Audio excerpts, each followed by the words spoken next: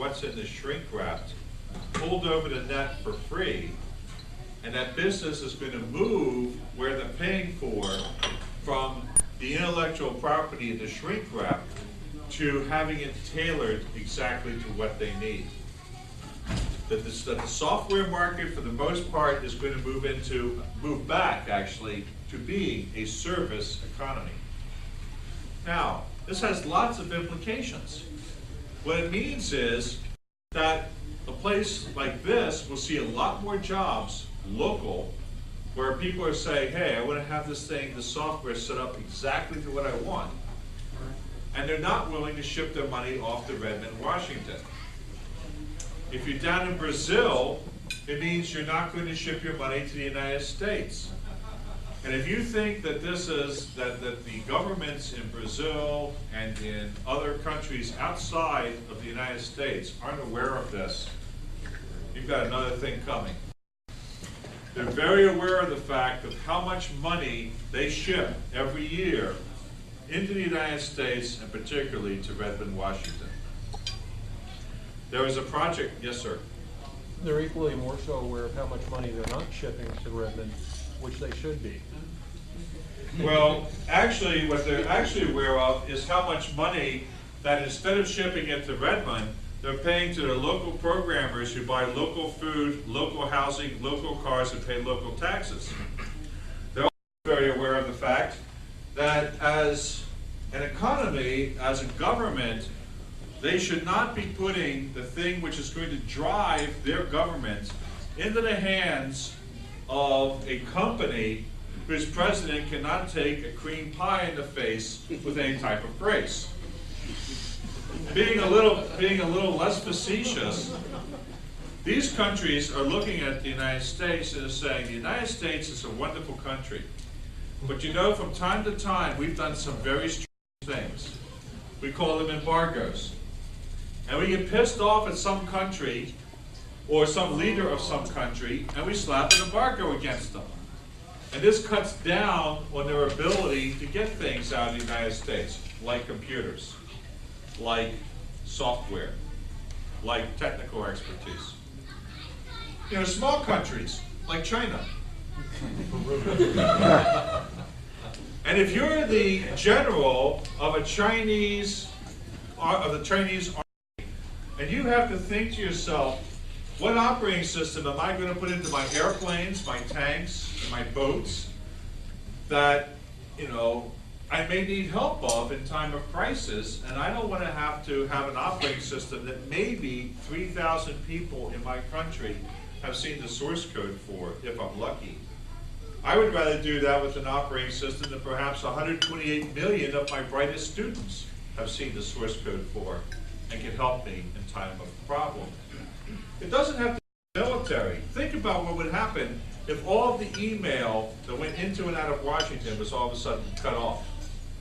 That actually would be quite nice in some cases. But if you're a country like Peru, this might be devastating. Yes, sir. 2 or 3 years ago, wasn't there a discussion about shrink wrap licensing and de facto you accept it when you break the shrink wrap, whether you've seen it or not?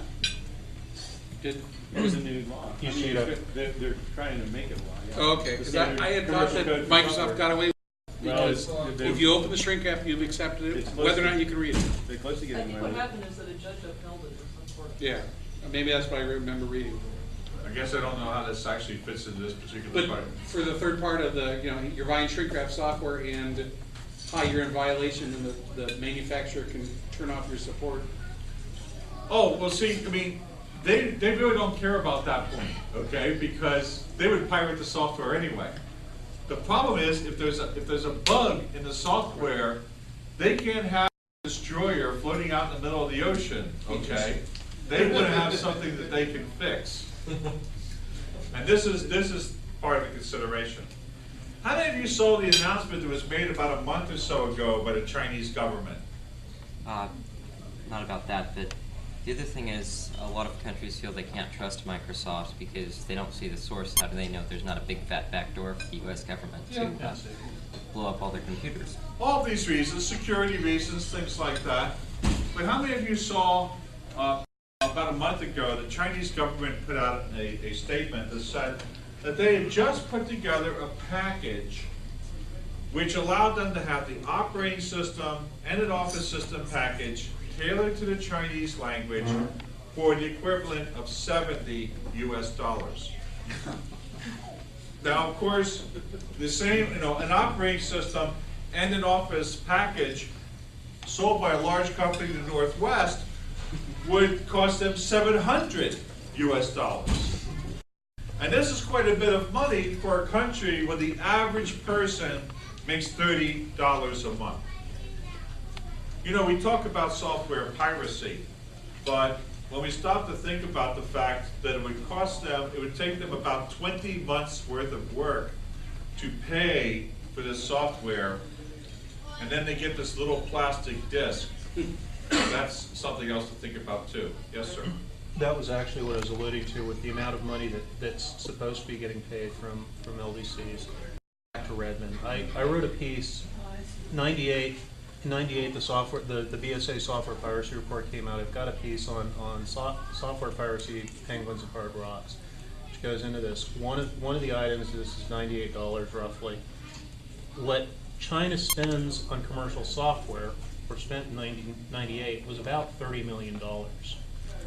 That was 2%, roughly, of what the BSA's accounting was that they should have spent. They don't have the per capita revenue to pay the other 98%. Right, they don't. Right. And so for the World Trade Organization to come in and tell them that in order to become compliant, that they now have to pay for all this software that they're using, they can't do that. But see, we as a Western civilization put them into between the rock and the hard place. We say to them, in order for you to join the ability to do commerce in the global marketplace, you need to be computerized.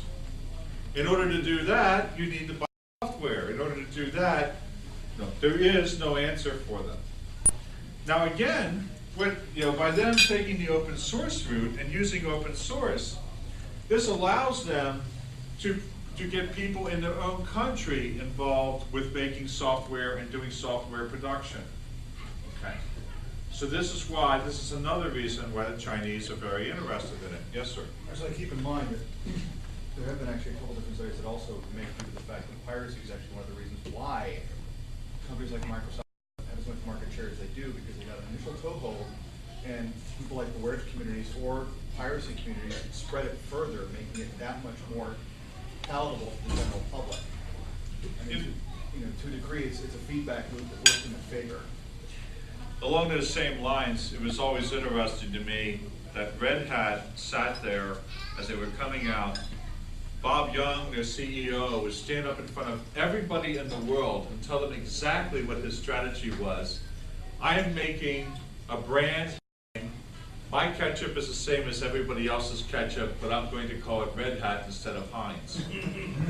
And they just didn't understand when they kept saying, okay, go ahead and make copies of our disk and spread it out there far and wide and stuff like that. And then all of a sudden it was too late. They realized the number of people that knew they were using Red Hat software, even though it came under a different heading. Okay. In any case, these are key business issues. A couple of other key business issues in the area of making a product is stability. Okay? Now, I have another little thing here I use as a prop. Okay. It's a PDA. Now, this happens to be a Zaurus. Okay? Yes. runs Linux, all right. Now, the interesting thing about a PDA is you stop and think about it is, every time you turn it on, you shouldn't have to sit there and wait for the operating system to boot, right? In fact, it's quite disastrous if every time you turned on your PDA, the operating system booted, because number one, the clock would always say the same time, things like that. It couldn't ring little alarms and tell you when certain things are supposed to happen. So in reality, your PDA is running all the time. 24 hours a day, 365 days a year, forever. And if you have this operating system that's unstable, that means you're going to have to hit Control-Alt-Delete, 2 or 3 times a month reboot your PDA. That's not a